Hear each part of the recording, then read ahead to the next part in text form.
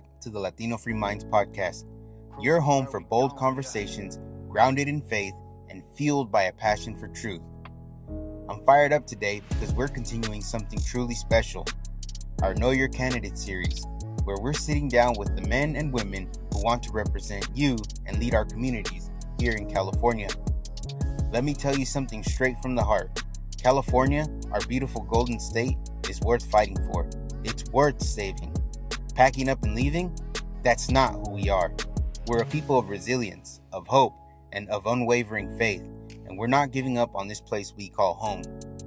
Here at Latino Free Minds, we're rooted in our Christian values: faith, hope, and charity.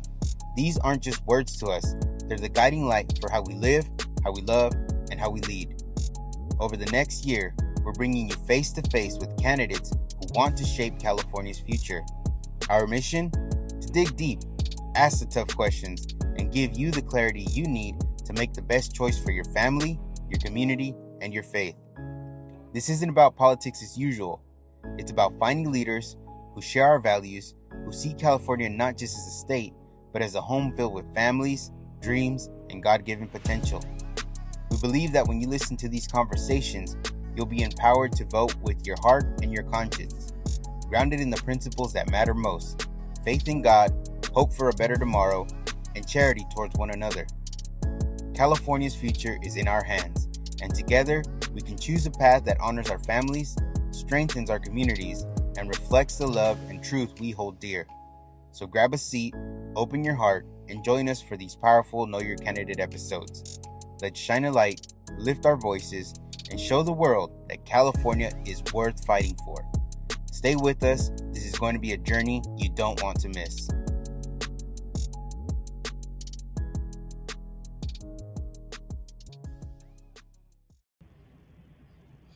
Hey everybody, welcome back to Latino Free Minds, the show where we dive deep into ideas shaping our communities, our country, and our future. I'm your host, Daniel, and as always, I'm here with my co-host, Danny, and we're here to challenge assumptions, spark real conversations, and empower free-thinking people to stay and make informed choices. Today marks a milestone for our show. We're welcoming our very first Democratic guest, Robert Lucero, who's running for Congress in California's 34th District as an independent Democrat. Robert, we thank you for joining us. And as conservatives who've watched the Democratic Party veer off course in recent years, embracing extreme policies that many of us see out of touch with working families, traditional values, or common sense solutions, we believe it's crucial to hear from voices across the aisle. We've seen too many Democrats prioritize party loyalty over people, leading to skyrocketing costs, unchecked borders, and a loss of faith in institutions. But Robert, you're positioning yourself as a different kind of Democrat, one focused on infrastructure, bipartisanship, and a real economic revival. We hope that this is the start of more cross-party dialogues on our show. And for our listeners who have never heard of Robert, a brief background that he can correct me if I'm wrong. That he has he started from organizing Democratic campaigns since the '90s to working on RFK Jr.'s presidential bid, and now he's advocating for a massive public works project inspired by FDR's New Deal. He switched parties recently, emphasizing independence and de-escalation in politics. So, Robert, we're excited to have you on. Thank you for coming on the show. Thank you for having me, guys. Great to be here. Yeah. Hi, how you doing, Danny? Doing good. Excited, like you said, having Robert on and, hearing his, point of view, coming from a Democratic, point of view and just learning. Robert, one of the things that Daniel and I have always said since we started doing the podcast is we're just giving people our perspective growing up here for us in Northern California is Latino men here. I'm first generation born here, giving my perspective and seeing the system that we grew up in. Our parents really didn't know what the American system was. They just came here in pursuit of the American dream and kind of winging it, and it takes a lot of courage to do that. But the point is that we're here to learn, and we're interested in what you have to say. You pointing things out from your perspective, is really important, and we wanna learn, we wanna see what you have to say. So thank you for Mhm. coming on. Yeah. Yeah, absolutely. I'd like to say a few things about what you just already mentioned. As Daniel said in the introduction, I've definitely been involved in political organizing since the early '90s. And I'm from Los Angeles, grew up here, but I started organizing in Virginia, Southern Virginia, and the DC area. And then I came back to California, my home state, and I went up to the Bay Area. And so from 1993 to 2003, pretty much 10 solid years, I was based out of the East Bay and organized every day around the whole Bay Area, from places like Corte Madera down to the peninsula, through the city, down through the peninsula. Got to know all the towns through there. Saw the beginning of the .com boom and the .com bubble. I was there when 9/11 hit. I was on the campus at Diablo Valley College in Contra Costa County when that happened, and I was actually a student leader of sorts at the time. I wasn't a student myself, but I was working with young people.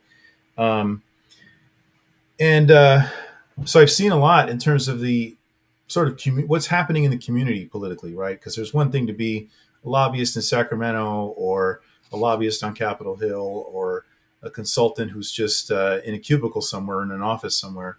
But I've been in the field a lot, and I've gotten to know people. I love being in the field, love talking to people. I mentioned to you, gentlemen, that as much as I'm a fifth generation Angelino, I was actually born in Madera.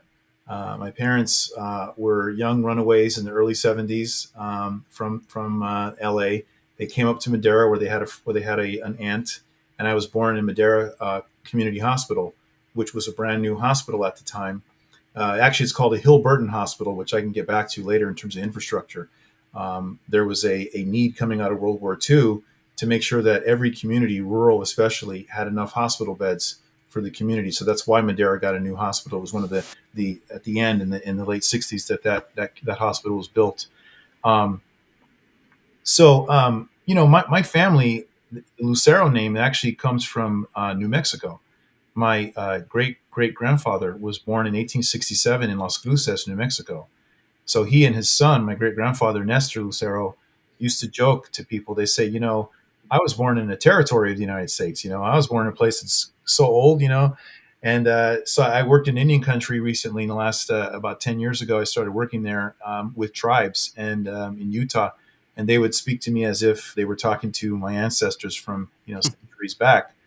So, I've often, my grandfather was a community leader in Los Angeles. He was with the director of the Boys and Girls Club in the '60s and the '70s. So when Danny mentioned that he's first generation, and, a lot of our elders were new to the United States, we were kind of different in that my grandfather and his brother had fought in World War II and in Korea.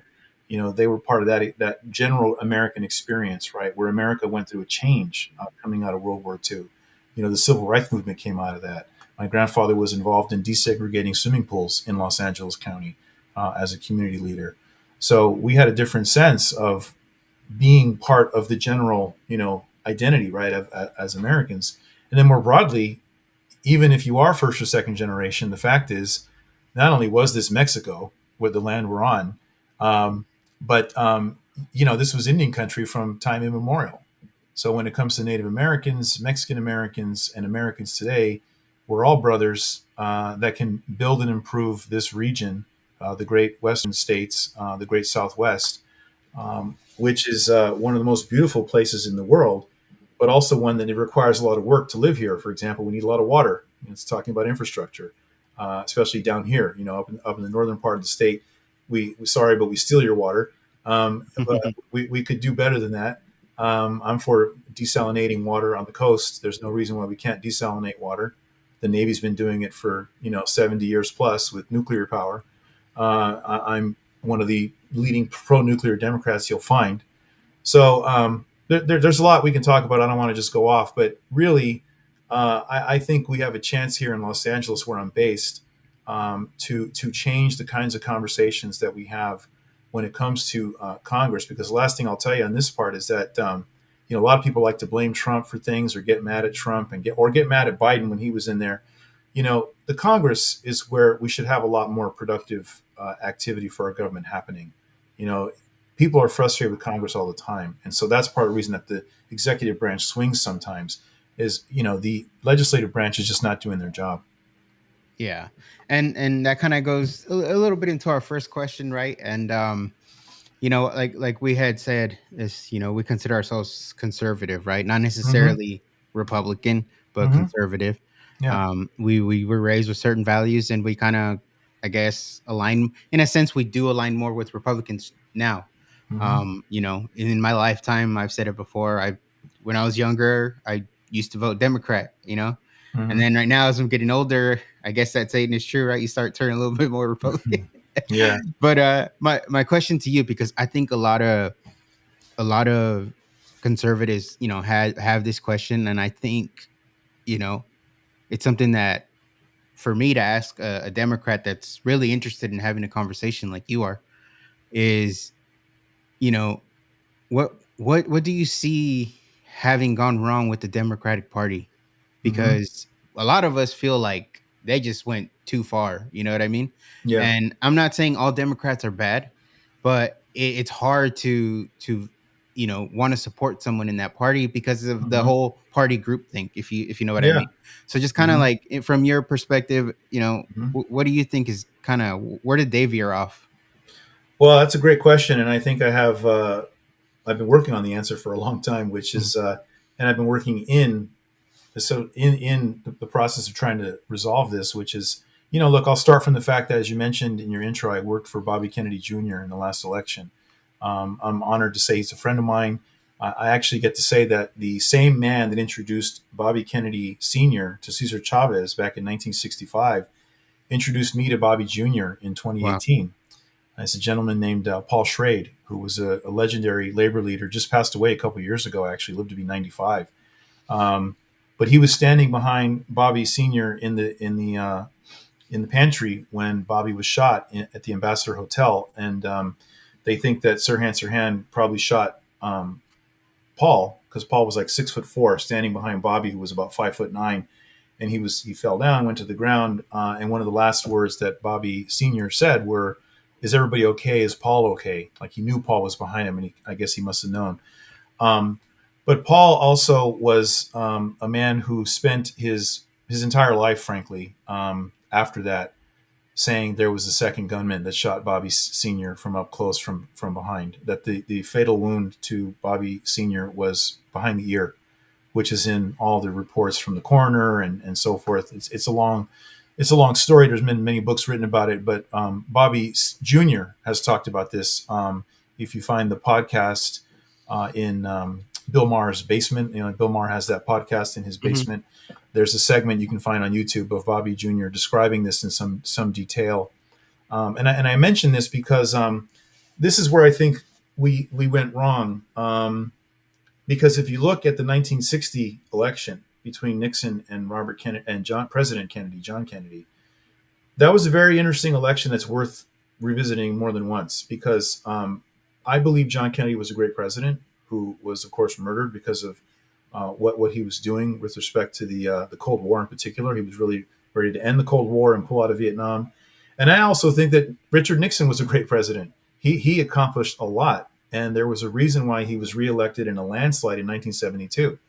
He was elected in 1968 um, in the face of the chaos of the Democratic Party after the assassination of Robert Kennedy Sr., the inability of the Democratic Party to pull themselves together after that. Um, Bobby Kennedy Jr. also during the campaign spoke about his generation, the baby boomer generation, a number of times, and basically said, "Look, our generation, the baby boomer generation, is the reason for a lot of the problems that we have today." He took responsibility for it, saying that we've done a lot of things incorrectly. We've pursued some policies that have been wrong. So think about some of the leading policies. I don't know about you all, but I grew up I'm lucky enough to have grown up where I remember in the late '70s. Some of my first memories were several men in my extended family and family friend circle had union jobs, productive jobs, where they would come home on Friday with having gotten paid a wad of cash in their hand. Some of them worked at the General Motors plant or the railroads, and this is in Southern California, in the city of LA. We had a steel mill in Vernon. We had productive jobs, and none of these guys had gone to college. They just went to straight to work, etc. Um, you had a productive economy. So we shut down the productive economy during the 70s and 80s. The Democratic Party increasingly has gone along with that kind of policy, so much so that they are arguably more of a Wall Street party than the Republican Party. The Republican Party has now, under Trump, become the working man's party. Um, it may shift again. You also have, speaking of, automobiles, if you're not following it right now in Michigan, the former or the mayor of Detroit is a guy named Mike Duggan. He's the first white mayor they've had in like 40 years, but he was elected twice by the people of Detroit, and he's now running for governor. And he was elected as a Democratic candidate when he was mayor, but he's left the Democratic Party and he's running as an independent. He's actually raised the most money of all the candidates in the race for governor in Michigan right now. And that's because people have actually gotten really fed up with both parties in the case of Michigan. But when it comes to the Democratic Party, losing every swing state in the last election, right? They lost Michigan, Pennsylvania. These are also places where I've had the pleasure of organizing on the ground. Ohio. This is middle America, not just because it's geographically in the middle, but they politically are in the middle, right? They're not crazy one way or the other, and the other generally, right? They want jobs, they want clean neighborhoods, and all those things. Here in Los Angeles, a lot of people are hearing about the Democratic Socialist candidate in New York, Zoran Mandani, Mm-hmm. and that's a very interesting situation the Democratic Party's gotten themselves into, right? But we have 4 members of the Democratic Socialist Party that are actually governing here on the city council in Los Angeles. And I can tell you, I live in one of the districts where they want a seat. The residents aren't very happy with the non-governing of these guys. I mean, they generally come in with a lot of slogans, a lot of lefty slogans, and they've A gotten people lot of from support, our community. money, Say that again? with a lot of support and money. Yeah, exactly. They do have a lot of support and money. And now that they're in government, though, you see that they're ineffectual. They're not actually getting the job done. So in my race, I'm running as a sensible Democrat. At least I think I'm sensible, and I want to have a sensible discussion with people and hear what people have to say. Out on the street, they're not marching in the streets for I don't know. I don't want to pick on some of the craziest ideas on the progressive left, but you have small minorities on the progressive left claiming to be the loudest voices. Mm-hmm. And they criticize these kinds of loud voices on the right, and that's not where the majority of Americans are. That's not even where the majority of people in my district are. Mm-hmm. And that's something that I wanted to ask you in regard to that, because yeah, I guess what we're trying to get at is, it seems like the Democratic Party is just based on ideological, Mm-hmm. progressive, and social issues and civil rights Mm-hmm. focused. Mm-hmm. And like you said, we don't believe that that's what the majority of the people are focused on or worried about. Mm-hmm. But how, with you being in the Democratic Party, how do you go back from that? I mean, Mm-hmm. they're heavily invested. You said it in New York. Mm-hmm. Um, this person seems to be a straight up socialist. Mm-hmm. Yeah. So, Yeah. what are your thoughts on that? Well, I think what I've said even before this Democratic Socialist movement kind of got going was that what you had on the Democratic side was a lot of fakery, frankly, where they would sort of pretend that a lot of these things they say are progressive. So, for example, I can't forget what happened to Ice Cube in 2020. Ice Cube, I think it was around the late summer of 2020. He said, "Look, I want to stop. People got to stop saying the term people of color. I want to hear about black people, and I want to hear about black men. I want to hear what Biden is going to do for black men, and I want to hear what Trump is going to do for black men."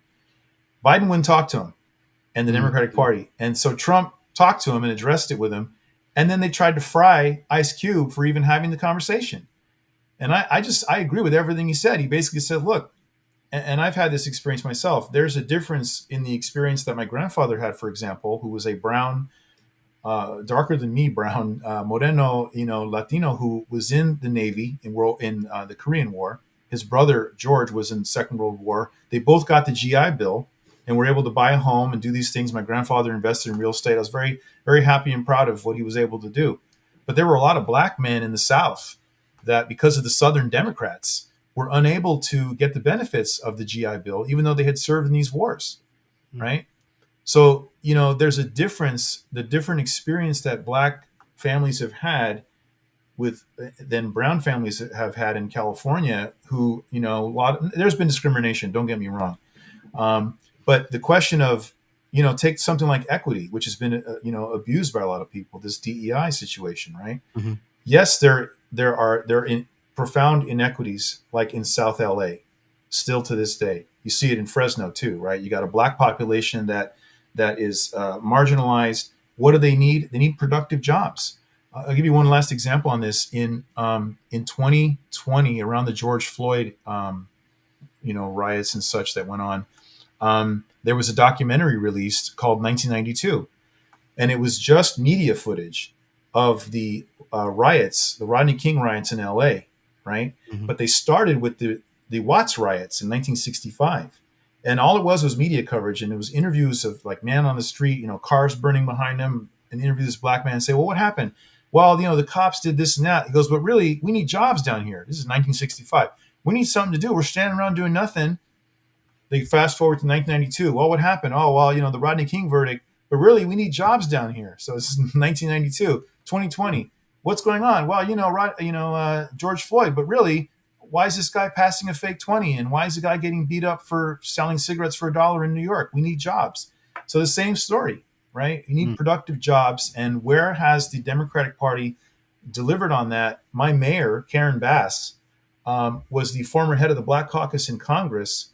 I lived in West LA when she was my congressman. When she was in Congress, I tried to work with her on this infrastructure bank that's on my website. She wouldn't even answer the phone. Her staff wouldn't even do anything about it. And the initiator of that bill is a senior black Democrat from Chicago named Representative Danny Davis. I helped to produce that bill and organized for it, and it still languishes in the House. It's $5 trillion of investment that we could have in infrastructure all over the country. It would make the high-speed rail system in California look like nothing, because it would be 10,000 miles of high-speed rail across the U.S. China's built 20,000 miles of high-speed rail in the last 20 years. What have we done? Mm-hmm. Yeah. Can I ask one more thing? Because I even told Daniel in the beginning of this podcast, this can go into so many different directions. But you said something very interesting that a lot of, let's just say, conservatives talk about. So, social programs, even me growing up, I'm going to give you my perspective. Sure. It's something that you see so that you can, as a Latino, growing up here, it doesn't matter what generation you're born here, but you see those social programs and you feel like they can help you. But let's think about that long term. And I do have a very interesting story to tell about that. I guess I'll lead off with that. That, okay, someone that I know, her kids, they were like 17. They were getting right at that age where they're going, being independent young adults, and they're going to start working. And the mom tells the eldest son, you're not going to get a job because you're not going to cut into my welfare check. Right. And instead of encouraging them to be an independent young man and start his, life,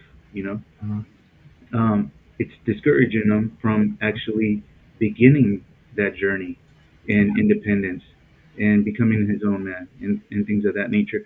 So my question to you is, do you feel that some of these social programs, instead of helping people, are actually hurting them? Yeah, I was just looking up a book title real quick.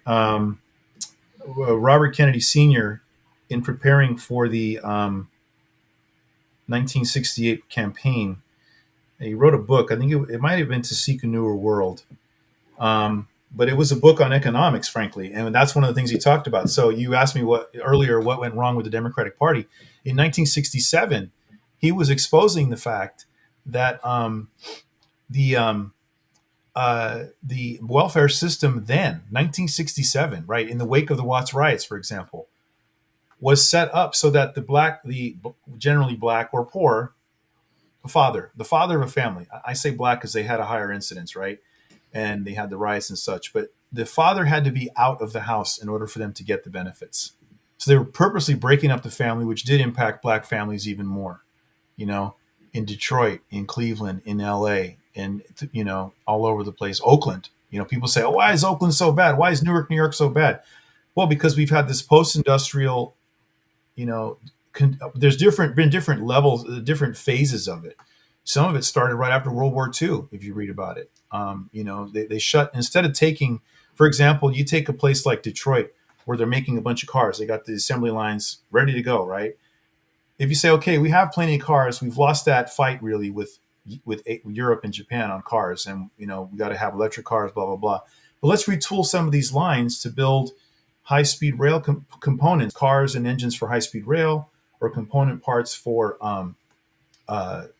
nuclear power plants. In my view, you can use what they call modular reactors, where you build the parts, you put them together like Legos on site. But these are jobs that young men can have. I mean, I'm biased and say that more young men should have jobs. For one, we're the troublemakers if we don't have something good to do. We all know that. So put us to work. We're hardworking. Obviously, our people, Mm-hmm. and let's have some productive jobs out there. This is a problem in Indian country too, where there's places that have either casinos, or in the case of the Ute Indian tribe, they have oil revenues, and they struggle with their young people saying, well, why should I have to work? I get this check for $1,500 a month because of our oil revenues. I can just sit back and kick it and play video games or whatever. So it's also, I'll say one other thing. I mentioned the New Deal, or you mentioned in your intro.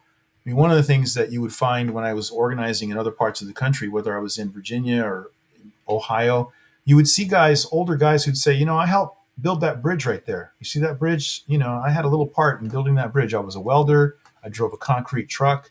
My great grandfathers could say that about parts of LA. They helped build the flood system. They helped build the freeway, right? We need to have, we actually have infrastructure deficits in this country that would put millions of people to work. And then they could say, I helped build my community. And I think if you get some of those projects going, you'll find a lot of people want to wake up out of their slumber and come out and do some work. Yeah, no, I agree with that.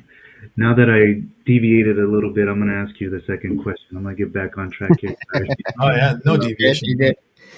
Okay, so you've described yourself as a true independent Democrat and have a history of crossing party lines, including running for Senate as a Republican in 2022.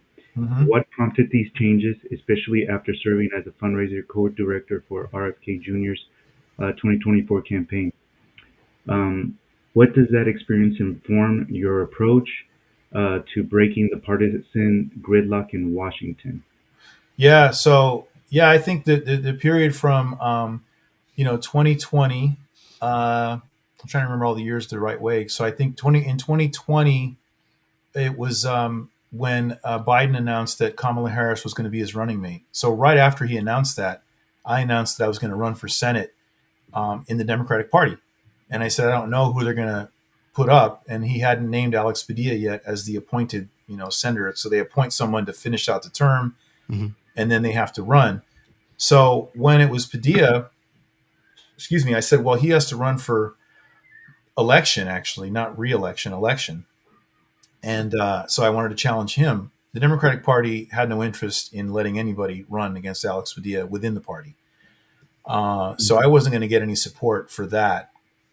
And at that point, I realized that both parties, frankly, at that time, especially in California, were weak. Well, the Republican Party was particularly weak in California.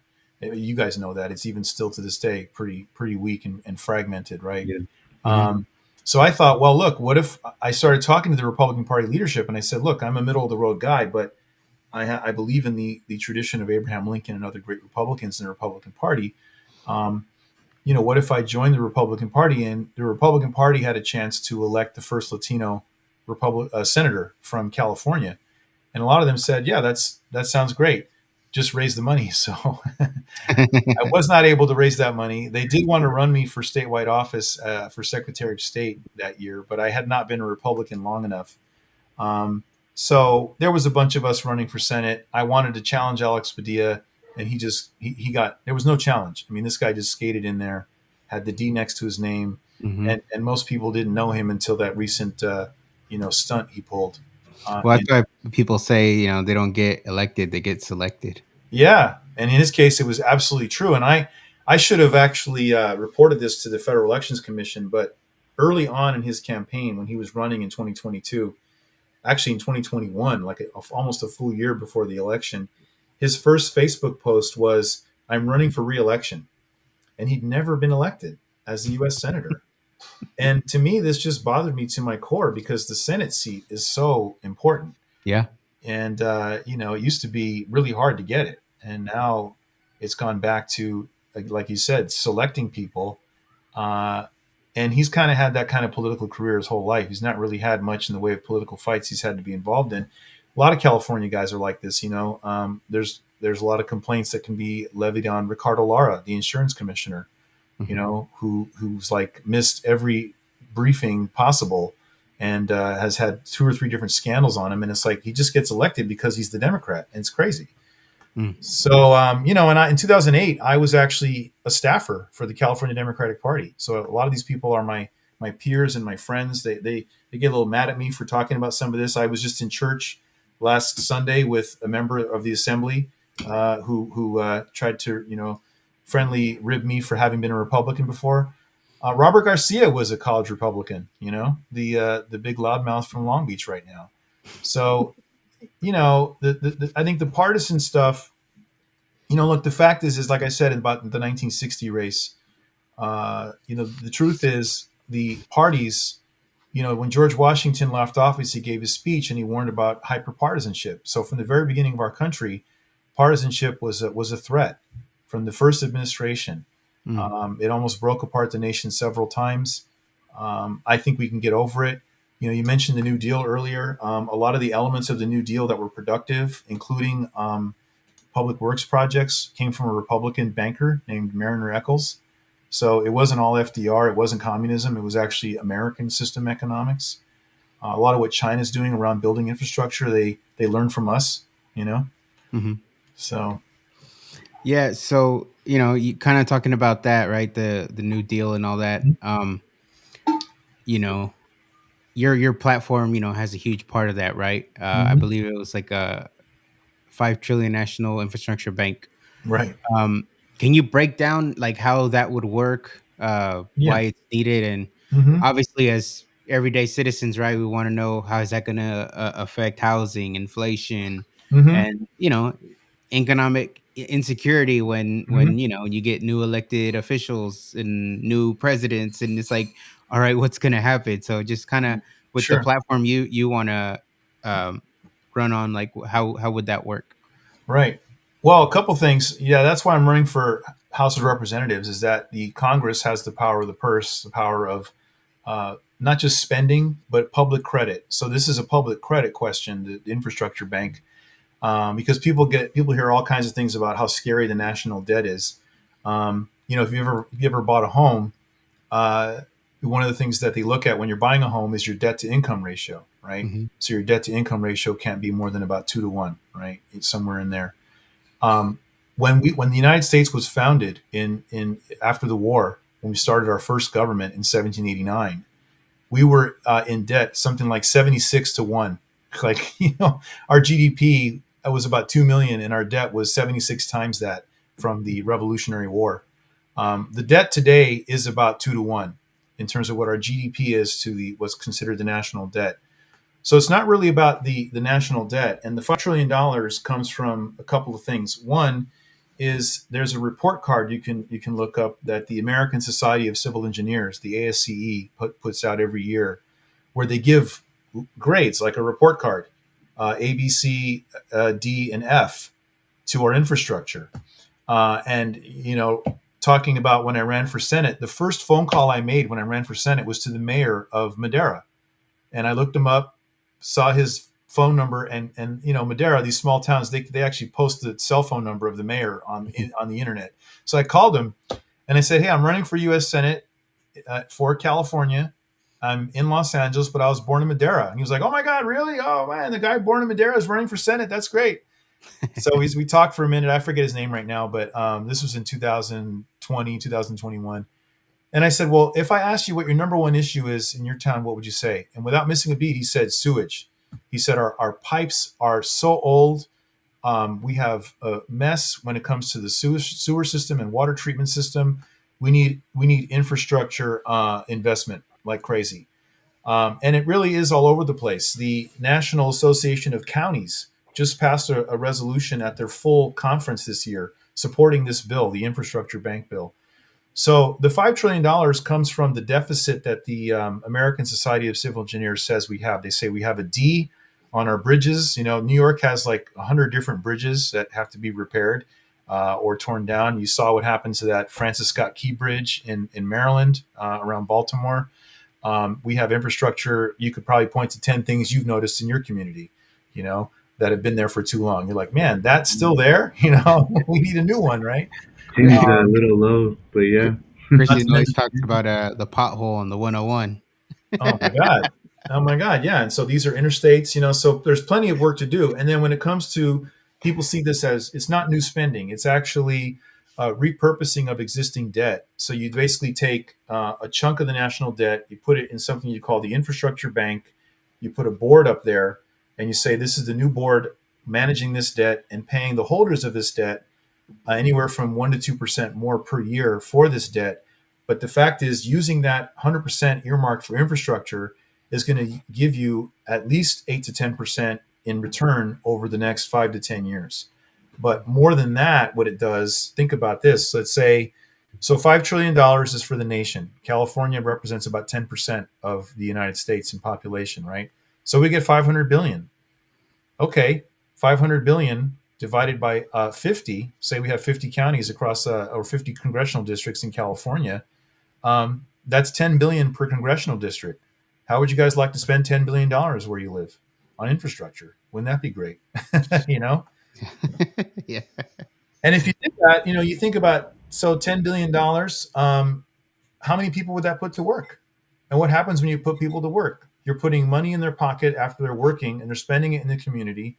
So the money, multiplies. There's a multiplier effect, right? Right. Yeah. I think the only question would be is if that money actually does get used for what it's meant to be used would be the question. Yeah. Oh yeah. Well, you'll have a board of governors. You'll have compliance for sure. But look, this is that you go to a city council meeting, you go to a county council meeting, all you're going to hear about is deficits, and we don't have the money for this, we don't have the money for that. Mm-hmm. And think back, I don't know if you did this, but when COVID hit, when we had the lockdown around mid-March of 2020, it didn't take me long to get tired of the news and the body counts going on. So I was watching the financial news, and they were really freaked out. They were like, okay, we need money. Forget all this other stuff. You need to make sure that Wall Street is getting billions, if not hundreds of billions of dollars per week to keep the markets up, right? And they keep it mystified, and they've gotten us into it with crypto and other things. We're investing, right? But the fact is, you're talking trillions of dollars that go into the commercial banks, investment banks, through the Federal Reserve, through favored status of these private banks. The communities don't see that. Community banking is way down. There's a movement for community banking that may sound left, but it's actually just American. We need to have more banking of, for, and by the communities. Yeah. And Robert, I wanted to ask you about, districts like yours. They're heavily Democratic. Voters, usually have to choose between a Democrat or a Democrat, and there's no Republican representation on the ballots in most cases, right? Mm-hmm. So, as conservatives or the conservatives of your district, Mm-hmm. How would you convince them, to vote for you? Because honestly, I mean, we spoke about it a little bit earlier, with the progressive Mm-hmm. ideology that's being pushed, things like, defund the police or Right. environmental mandates and stuff like that. Why should independents and Republicans, vote for you? Yeah, I really, number one, I want to get out there and tell them that I'm a very different kind of Democrat. I have a plan as to how I'm going to get out there, and it's going to be fun. And I've already started doing it. I was in El Sereno, which is a majority Latino community, a community that my great grandfather Martinez, Ignacio Martinez, was there during the Depression. Built a house on the hillside there on the hills of El Sereno. He actually was so old, he'd gone so far back that he used to be able to ride horseback in different parts of LA where there's now, highways and streets. But no, it starts with listening to people. I went down to the local fire station just to talk to them. And I talked to the fire captain, a Latino named Vargas, the captain here. And I talked to them, and look, they feel pretty betrayed by the city government, and the mayor has cut the budget by. There's a deficit of firefighters right now of about 1,600 is the estimate, which is crazy in comparison to big cities like Chicago and Houston. And we just had these fires here, right? So I think people are looking at the reality of how these folks govern. So Karen Bass may seem to be a sort of middle of the road Democrat, but she's not. This mayor and the members of the city council. So I'm going to go out there and say, look, I'm not with those folks. I'm not like those folks. I can work with those folks on my terms, but I'm going to say that progressive to me means clean water, clean streets. That's progress. Infrastructure development. And the majority of people in this district, I believe, agree with me. A lot of the people who say that, well, no, progressive is we got to have drag queens at every library. I don't think that's what everybody's talking about at their family table. They're talking about inflation. They're talking about being scared of crime. There's a lot of people that are definitely scared about the ICE situation right now. And I'll just say, I worked for Bobby Kennedy's campaign in 2024, and we did a documentary on the border. Most of the people coming across the border weren't even from Mexico or South and Central America. They were from all over the world. And it was an open border being run by gangsters, So it's really more about the U.S., Mexico, and Native Americans, Indian country, working together on a stronger Southwest, in my opinion. The fact is we need a lot of this labor, as we know, in the Central Valley, for productive jobs and such. We need more ability to adjudicate cases for asylum and such here. And look, the other thing too, the last thing I would say is the United States and Mexico should be some of the most natural allies for economic development in the entire world. Mexico could be one of the richest countries in the world. It's natural resources, it's hardworking people. They have a new president. We can work with that president, I believe, to get something done and create a Mexico that Mexicans will be proud of, that Mexican Americans will be proud of, and can be a partner for peace and economic development. You're the first person that I've talked to that has actually brought that up. It's everybody wants to hold the United States and this administration or any administration accountable for all the shortcomings of other countries that in return, have their population wanting to come here. But, we've got to point that out just like how you pointed it out right now. So thank you for that. But, I've got a question for you. How are you met when you have those type of conversations with other fellow Democrats that are a little bit further to the left or if they're progressive? We don't seem to have a good dialogue when it comes to that. What does that dialogue look like with you? The ones passing you back, they went so left, are doing a U-turn, so they're going this way. Yeah. You mean the ones that are like the triggered meme? The girl that's exactly. Yeah. Well, you have to kind of wait for them to calm back down, I think, is one thing you got to do. Well, look, it's like I said earlier about people of color. I mean, I remember I used to joke about, it's funny. I don't want to say some things that I probably shouldn't say on that is on a permanent record here. But look, I'm a brown man, right? So when it comes to talking about some of these things, I'm not saying my lived experience, my family history experience is number one, but I think it's a louder story than some of these. I got to say, some of these white progressives that take over these conversations and they come in Mm-hmm. and say, we're equals. In fact, you're as a brown man, you're a problem because you come from macho culture, and we're going to get rid of the word Latino and blah blah blah. We're going to change how you talk about yourself. And I'm like, well, no, let me tell you whether I'm Latinx or not, right? Let me tell you whether I use that word or not. It's like with Native Americans. You want to be called an Indian? Some of them want to be called an Indian. They say, I'm an Indian. I'm not a Native American. I'm not indigenous. I'm a proud Indian. So you got to know and let those communities speak for themselves. So I think there's more of let's let people speak for themselves. So part of my campaign is to go into El Sereno, Boyle Heights, East LA, hear what these folks have to say, give them a platform, and say, look, I'm going to be here with you now. I'm from the community. One thing I didn't tell you guys, the last Congress person, I'll say person, but they've all been men, but the last congressman that's been from this district that grew up here, came through the ranks here, resigned in 1993.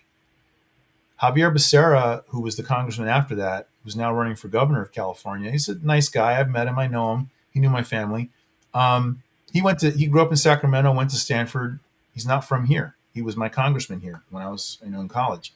The incumbent, Jimmy Gomez, is from Riverside. He grew up in Riverside. He was born in Mexico, maybe, or, he's from Riverside, but not from this community. I'm fifth generation in this community. My family's been in like 10 different neighborhoods that are in this, my extended family in this neighborhood. They live here still.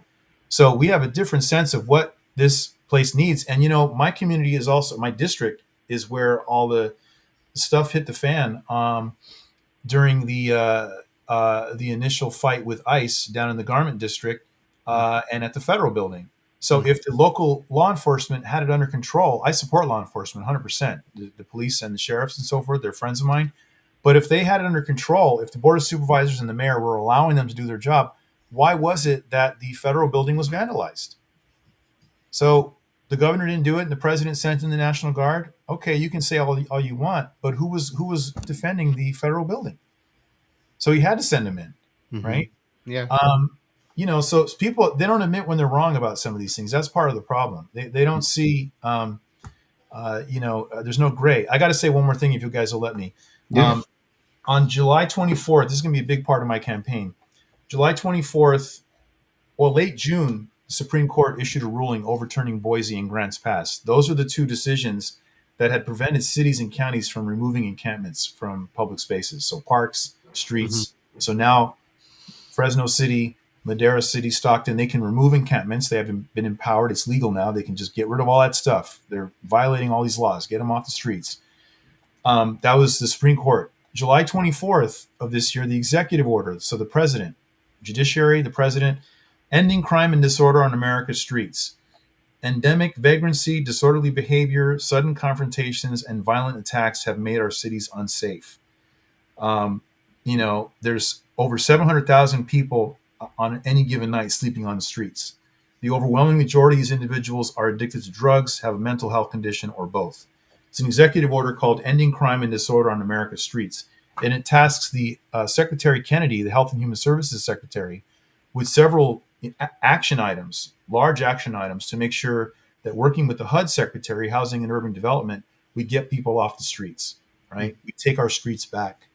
I'm going to be big on this in LA, and Skid Row's in my district.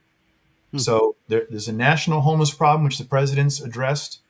It's centered in California because we are only 10% of the country, but we have 30% of the homeless or something like that, and they're in LA, they're in Skid Row. I've seen them in the Central Valley though, too. I've seen them in ditches along 99, which is crazy. So I bring this up because as a candidate for Congress, the judiciary is acting, the president is acting. Where's the Congress? What are they doing? Democrats are saying that we're not going to have any chance at holding power for 18 months. So does that mean you're going to just get a new job? You can't do anything. They should get out of the way, right? And I work with anybody, including Republicans and President Trump, on cleaning these things up. Yeah. No, and I think that's like kind of to go back to the beginning when I asked you about where the Democrats go wrong. Kind of what you said. It's like they and not that Republicans don't do this either, but they're so stuck in their party lines that think they don't. I feel like a lot of them don't think about the people they're supposed to be representing, right? Their district. Mm-hmm. Because not at the end of the day, right? We'll use the president as an example. Mm-hmm. At the end of the day, Trump won the presidency, but there's still 49% that didn't vote for him. Mm-hmm. You know, Mm-hmm. we still got to represent those people too. Right. And I Mm-hmm. could say the same thing district wise. You might have won by 80%. In California, it might be an exaggerated example, but let's say you won 80-20. Mm-hmm. There's still 20% of people that you should consider. Mm-hmm. And it just, I don't know. I think that's where it goes wrong for me. Mm-hmm. And I think you mentioned it about, not admitting when they're wrong, Mm-hmm. and using things like, what happened with Trump having the National Guard in there as just talking points for a narrative that they want to push to. We've said Mm-hmm. it many times, to get people emotional, Mm-hmm. because yeah, immigration for a lot of people in California is a sensitive subject. Um, and the Democrats capitalize on that. And that's from my personal opinion, where I Mm-hmm. see, like, I feel like I can't trust a lot of them. Yeah. Yeah. Yeah. Yeah. No, I hear you. And no, I think that's would be a fun element of my campaign is to look. People don't feel heard. For example, there was a town meeting with the incumbent congressman here in my district about a month ago that was getting people all riled up about ICE. Oh, Trump this and this and that. So they were, they got all that off their chest for the first half hour or so, and then they started asking him, well, what about the homeless? And what about the streets? These are, people that are on his side. And he was like, well, that's a local issue. I can't really talk about that. And that's the city. And I just said, I would handle that completely differently. I would say, well, listen, first of all, what's your name? What community do you live in? What neighborhood are you in? Okay, I know that neighborhood and I know who represents you in city council. I'm going to call them and ask them what they need from me to help solve that problem, because that's got to be solved. And if they need something from me, like money from Congress, they need to let me know. If they need something else, let me know. Um, I wouldn't say that's not my job. You're in government, so every level of government should work on problems, including extreme ones like mass homelessness, public safety problems, and the fire danger. I mean, this fire situation. We we had when the fires broke out. As you guys probably followed, we had fire departments coming from all over the Mm-hmm. Southern California, Central California, Northern California. You probably sent some down from Stockton and Fresno. Yeah. I don't know. Your counties probably sent them down. Mm-hmm. Air power and all this stuff. Okay, that was nice. We appreciate it. And they were coming down from Utah and the Mountain West and Canada and Mexico. And then I heard there was some coming from South Africa. And I'm like, okay, this is great. But why doesn't California have a world-class fighting force here? We should have one that leads the world in Mm-hmm. this. Why not? And that's a federal question, because if the state's going to say, well, what the state said, we don't have enough prisoners. We need. This is Gavin Newsom. These are the progressives. Gavin Newsom and Kamala Harris when she was Attorney General. Well, the problem is we're releasing too many prisoners early, and those are the guys that are out there for $3 an hour fighting the brush fires. And it's like, well, how crazy is that? What happened to the Civilian Conservation Corps and the Works Progress Administration that could handle that? There was a fire in the 1930s that the Civilian Conservation Corps stopped in the hills of LA. They weren't prisoners. They were working for, $1 a day, but still back then that was actually a good day's wage, as they said. We can do those kind of things again. Yeah. Yeah, no. But Robert, as we wrap up, what's your closing pitch to voters in California District 34, and especially Latinos who value family, hard work, and opportunity, but may be skeptical of Democratic candidates? Well, I would say that District 34 in California can be a leader in the state. We need a strong voice in this region coming out of downtown LA that says, yes, LA is a world-class city. We're going to clean it up to be a world-class city. The World Cup is going to have events here next year. The Olympics are coming to Los Angeles in 2028. And whether Americans like it or not, this city is going to represent the United States to the world. So we got to get on track, not just for that to look good, but use that as an opportunity to say, we're going to come back. We're going to, at every level of government, make it work. People didn't like Elon Musk. Well, let's be effective ourselves in our government. Let's make it work for the people. In our communities, we know that we need community banking and infrastructure investment. I'm the congressman for that, and I bring together a lot of people that I can work with from all walks of life politically: Democrats, Independents, Republicans, and I think we'll have a lot of fun in LA once again, rebuilding. We can radiate some positive change out of LA, and show the rest of California what can be done. The California delegation is a big delegation to Congress, and I think it needs to be shaken up quite a bit, and I can do that. Yeah. Um, with what you said right now, sorry, Daniel, You're you good. said something earlier that people have been saying for decades is they try to focus on social problems, Yeah. but everybody ends up saying we need more jobs. Right. So Right. there's a lot of work to be done in California, Oh, yeah. and we still need jobs. So Yeah. I think we kind of commentate both, and uh, make California exactly how you described it. A model state. That the world is going to be looking at. Yeah. And we have the benefit of having had a lot of that before. People did look to California as a great model of a lot of things. We had great infrastructure development. We had a great education system, including all the way up to college. So yeah, we can do it again. There's no question. Sounds good. Well, Robert, we thank you for this, candid conversation. It's really refreshing to be able to speak with the Democrat, right? Yeah. Willing to you challenge the status quo. You're reaching across the aisle. We have listeners. Most of them are conservative like us, but if you're independent or even a Democrat questioning the party's direction, we like to remind people that free minds win when we engage in ideas, not just labels. And I Hmm. think we did that today. And for the people, if you want to learn more about Robert, check out his campaign at luceroforcongress.com. And as always, we always tell people, think critically. Um, you know, we tell them vote your reality, because it goes back into how you know people use certain narratives to sway your vote, and you can be seeing something with your own eyes and it's opposite of what they're telling you, right? So we Right. always tell people vote your reality, right? Vote, be informed. Right. And we appreciate you coming on, giving us your time, and we really learned a lot about you, and you know you're, to me, after this conversation, you just seem like a common sense type of guy. We need more of that. I appreciate that.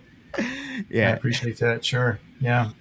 I think there's more of it out there. I think we'll be okay. And I look forward to, as I campaign, meeting more people who want to think like we're talking about here, which is to go ahead and question certain things that don't seem to make sense, and find better answers than what everybody says you have to go along with. Right. Right, Yes. right. You know, as you guys were talking, I was just thinking something that's commonly going on in today's culture is I don't think everybody's focusing on what should be the end game or the goal. The goal should be to save this state. Because I would say country, but we're talking about California. Mm-hmm. But the focus isn't there. Everybody says that that's what they want to do, Mm-hmm. but there's different agendas behind what they might be doing. And at the end of the day, we have to sit back and go, okay, are we really helping? Are we really marching in the same direction for the same common goal or not? Mm-hmm. Mm-hmm. And I think if we do that, we might be able to, more people would be able to have conversations like we just had, in this past hour. So again, thank you for coming on the podcast. We appreciate you. We would love to do this again if it's okay. We can Yeah. reach out and do this again and hit Hmm. some different points. Maybe something Sure. else that you want to specifically address or point out. We'd love to do that. Yeah. For sure. Sounds great. Well, thank you, gentlemen. All right. Thank you, everybody. Thank you for tuning in. And as we always say at the end, peace be with you. Peace be with you. Thank you, gentlemen. Bye-bye.